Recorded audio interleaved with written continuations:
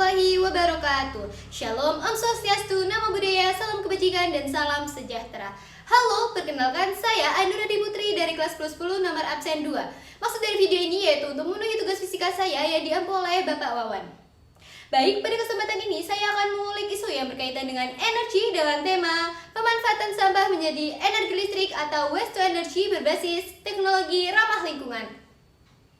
Pemantik pertama yaitu, betulkah sampah tak lagi berguna? Seperti yang kita ketahui, Indonesia menempati peringkat 5 sebagai negara penghasil sampah terbesar di dunia. Bagaimana tidak, negara dengan populasi penduduk lebih dari 260 juta ini menghasilkan sekitar 68 juta ton sampah pada tahun 2022. Terlebih lagi, Provinsi Jawa Tengah yang menjadi provinsi penghasil sampah terbanyak di Indonesia, mencapai 5,8 juta ton. Selain permasalahan sampah, konsumsi kebutuhan energi listrik setiap tahunnya juga semakin bertambah. Data distribusi listrik dari PLN kepada masyarakat selama rentang tahun 2014 hingga 2019 selalu meningkat. Semakin tinggi konsumsi energi listrik, maka sumber energi listrik semakin berkurang karena sumber primer penghasil energi listrik 33% berasal dari batu bara, sedangkan batu bara ketersediaannya semakin menipis. Nah, untuk mengurai persoalan ini, banyak pihak telah mencari jalan keluar. Salah satunya dengan menjadikan sampah sebagai bahan baku penghasil energi.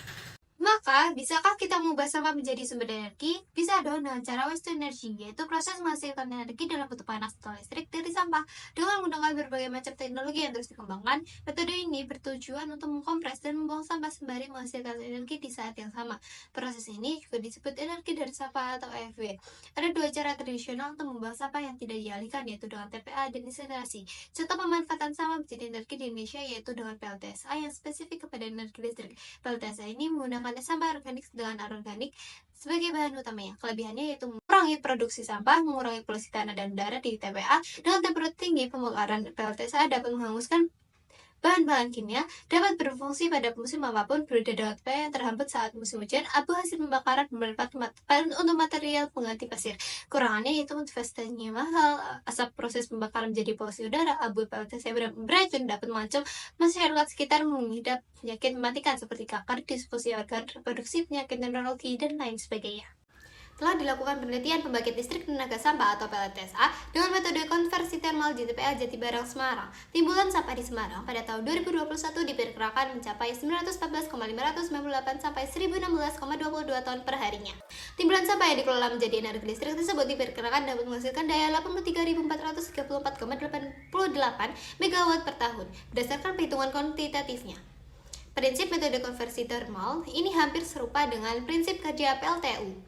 Akan tetapi, metode konversi termal untuk mengolah sampah menjadi energi listrik memiliki komponen tambahan berupa tempat pengolahan bahan bakar tersendiri sebelum memanfaatkan teknologi insinerasi, pirolisis, dan gasifikasi.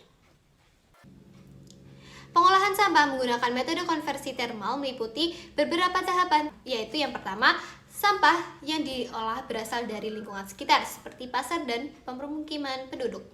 2. Sampah yang dikumpulkan menjadi satu pada lahan TPA yang telah ditentukan.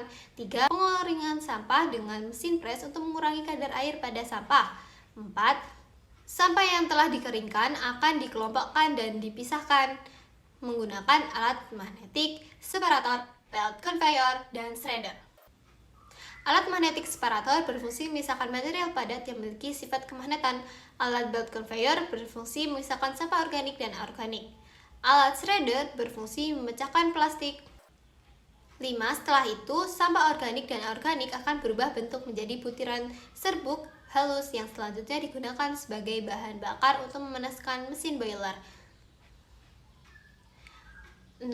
Air yang dipanaskan pada mesin boiler akan menguap dan uap panas akan mengalir pada mesin turbin untuk menggerakkan generator dan mengubah uap panas menjadi energi listrik.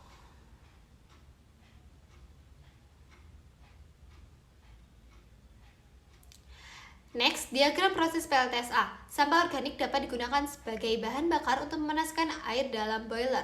Uap panas yang dihasilkan akan masuk ke turbin untuk memutar generator, sehingga dapat menghasilkan listrik. Baik, sekian presentasi dari saya. Apabila ada salah kata, saya mohon maaf. Wabillahi taufiq wal hidayah. Wassalamualaikum warahmatullahi wabarakatuh.